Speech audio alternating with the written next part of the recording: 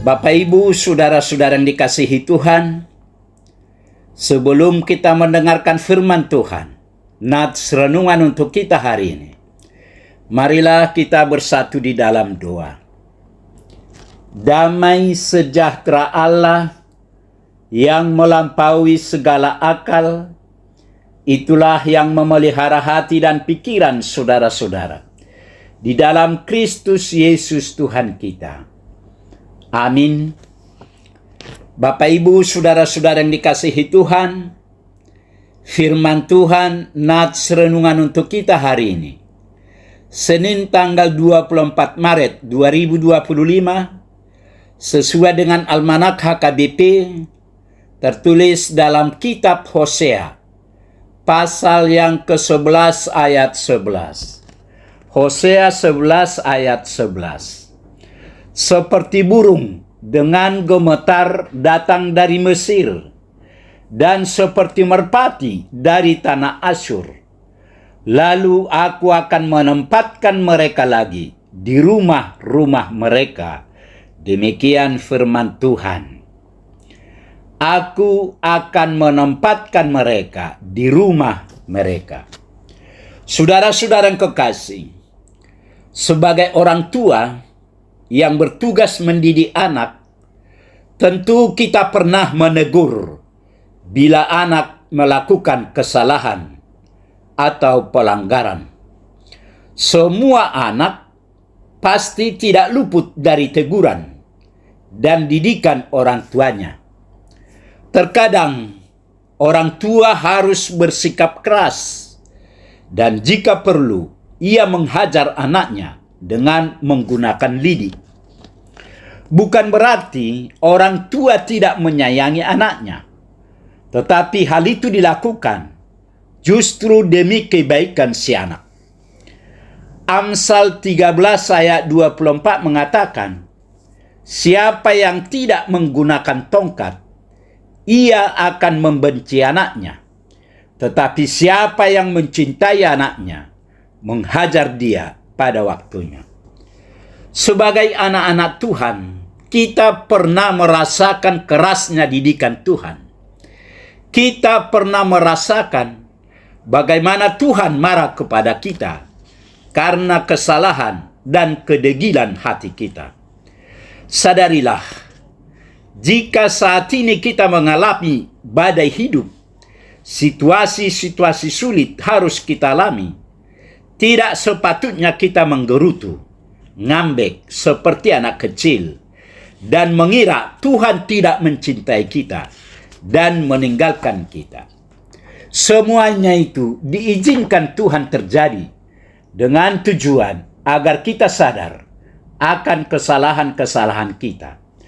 Jangan salah paham dan kecewa dengan Tuhan. Tetap percaya bahwa Dia Allah yang begitu menyayangi kita dan kasih-Nya kekal untuk selama-lamanya buat kita. Dalam sejarah perjalanan bangsa Israel, tidak terhitung betapa besar kasih Allah atas mereka. Sejak mereka masih berada di Mesir, keluar dari Mesir, selama dalam perjalanan sampai ke tanah Kanaan, kemudian semakin besar jumlahnya dan semakin tersebar. Walau berulang kali mereka berbuat dosa, menjauh dari Allah, namun Allah menarik mereka kembali dengan hukuman dan pengampunan. Walau mereka berulang kali meninggalkan Allah dan berhenti meninggalkan namanya, namun kasih Allah pada bangsa Israel selalu mengalahkan kedegilan mereka. Bangsa Israel sebagai umat pilihan Tuhan, bangsa yang dikasihinya, karena kejahatan umat Israel, mereka dihukum di pembuangan Babel. Tapi sekalipun Allah menghukum mereka, bukan berarti Allah membenci mereka, tetapi itulah cara Tuhan untuk menghajar anak-anak yang dikasihinya. Itu berarti Allah tetap mengasihi umat Israel yang dikasihinya. Dengan demikian, Allah itu panjang sabar dan berlimpah kasih setianya. Ia senantiasa memberi kesempatan kepada kita untuk kembali bertobat. Walau banyak dosa dan kesalahan kita yang mendukakan hatinya, kasih Allah tidak akan pernah habis untuk hidup kita. Namun, Ia tidak membiarkan dirinya dipermainkan. Ia tetap akan tegas jika hal itu sudah menyangkut dosa dan menjauhkan kita dari kehendaknya. Tuhan telah memilih bangsa Israel menjadi umatnya. Tuhan telah membebaskan mereka dari perbudakan di Mesir. Dalam perjalanannya, mereka berulang kali mengecewakan Tuhan dengan pemberontakan mereka terhadap perintahnya. Bahkan ketika mereka sudah menduduki tanah perjanjian pun, mereka begitu sering melupakan Tuhan dan kasih-Nya. Tuhan pun menghukum mereka melalui bangsa Asyur. Tetapi sekali lagi, itu pun juga karena kasih-Nya, supaya mereka sadar dan bertobat.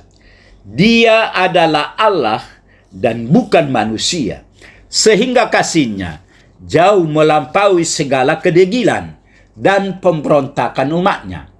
Pengampunan dan pemulihan Dia berikan karena belas kasihan dan kesetiaannya, sehingga murka-Nya tidak untuk selama-lamanya.